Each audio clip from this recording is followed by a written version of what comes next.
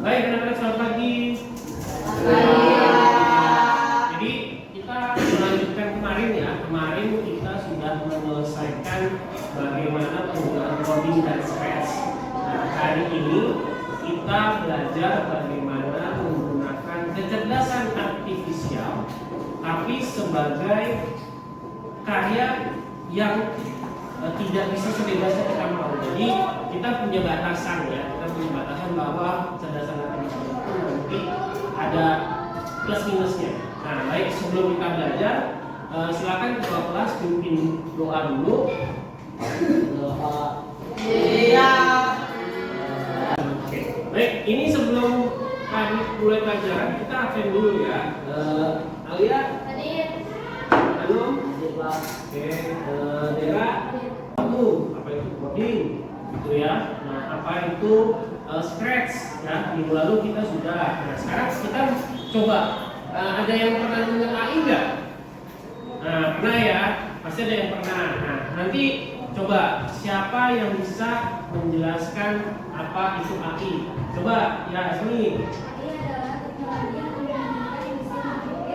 Iya.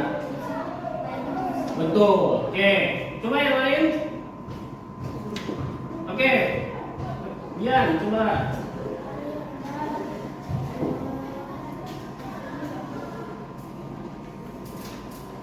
Ya, scratch, algoritma, ya, dan coding. Nah, sekarang kita bahas tentang kecerdasan buatan dalam dunia edukasi dan batasannya ya. Jadi pemanfaatan ini dunia pendidikan bagusnya di mana? Nah, sekarang coba Arwin mau nanya dulu nih sebelum kita mulai.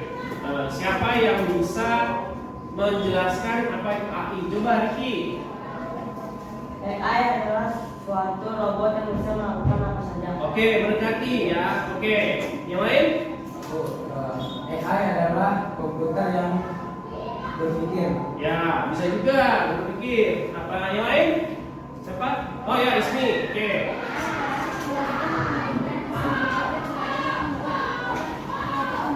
Ya, bagus Ismi ya. Nah, jadi kita lihat ya sama-sama ya. Kita lihat sama-sama apa itu AI dulu ya di penjelasan ini.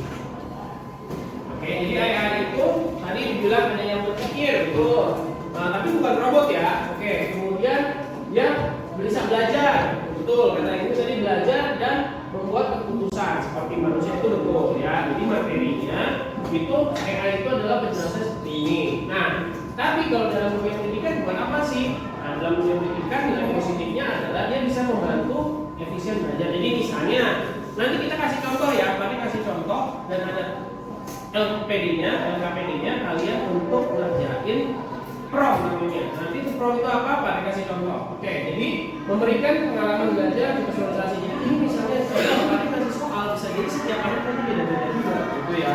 Terus membantu pendidik dalam berbagai kerja. Pak nih mau bikin ulangan.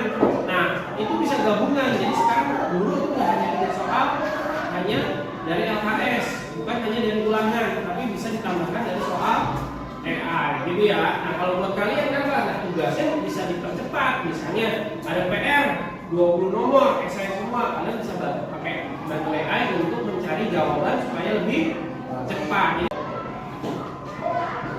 Nah, oke, ini ya, ini juga nih sama ya. Jadi kalau teman-teman kalian yang di Papua, yang di luar Jakarta misalnya udah ada internet, dia pakai AI apa?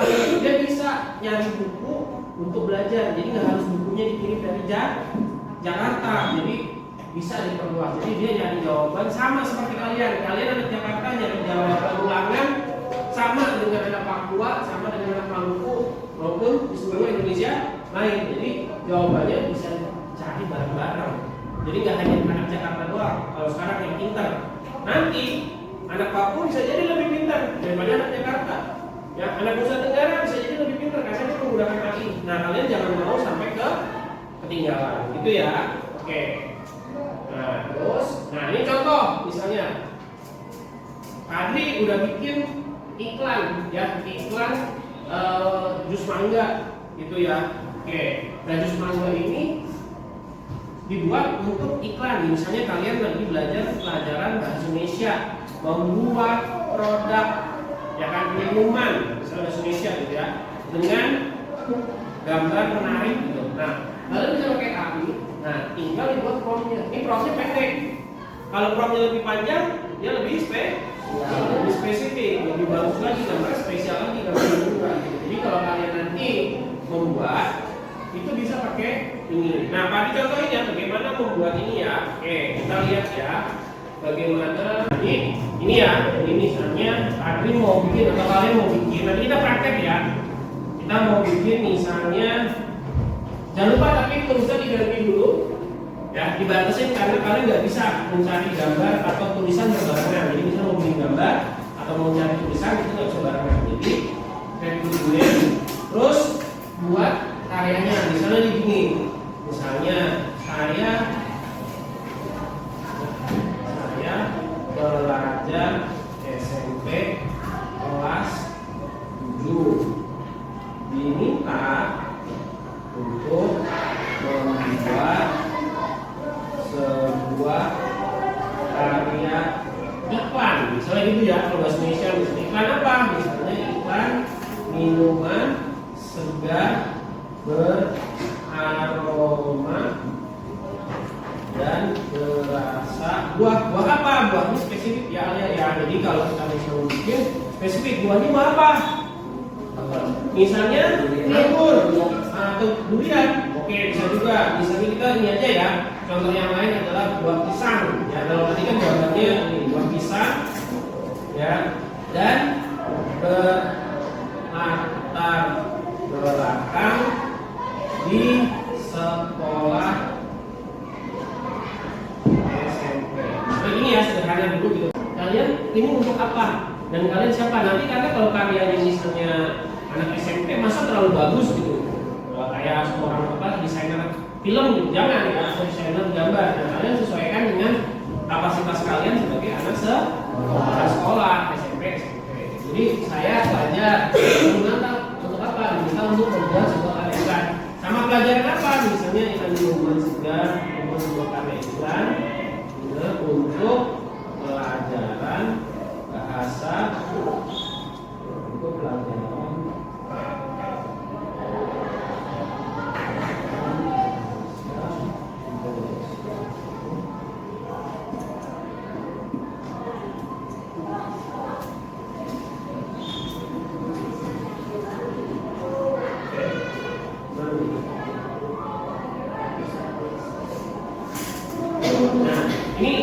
bisa munculkan kata-katanya dulu, tapi bisa juga munculkan gambar. Nah, gambarnya itu ya. Nah, ini gambarnya gambar animasi yang lebih lucu. Jadi gambarnya nggak kayak iPad buat, kalau Pak kan sebagai guru, intinya jadi bagus. Nah, kalau untuk anak sekolah bisa begini. Nah, jadi nanti kata-kata kuncinya muncul di visualnya, ilustrasi kartun, warna cerah, warna-warni. Tuh, ya, gini ya, bisa ya, bisa semua ya. Oke, bisa. Ini Pak bagikan dulu kertasnya untuk menulis promptnya. Jadi nanti misalnya Pak saya mau bikin 3, promptnya dibikin, tulis 3-3-nya. Kalau misalnya kalian bikin gambarnya 2, tulis promptnya 2. Yang penting Pak minta tolong promptnya, perintahnya kayak tadi nih. Ini namanya prompt yang atas. Nah seperti ini kalian buat seperti contohnya. Ya, nah ini boleh nanti lebih panjang, misalnya buatnya harus ada rasa apanya gitu ya. Oke, ini ditulis nanti di sini di LKPP-nya. Terus kalian jangan lupa tulis promptnya. Oke, nah sekarang silakan dibuka HP-nya.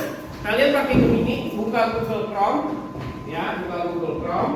Kemudian coba bikin pakai. Baik, ya jadi ya tugas kalian nanti silakan dikumpulkan, ya. Nanti kita buat ini menjadi catatan ya buat kalian bahwa sudah bisa atau belum. Mau nanya, menarik nggak materinya? Bisa nggak kalian? Bisa.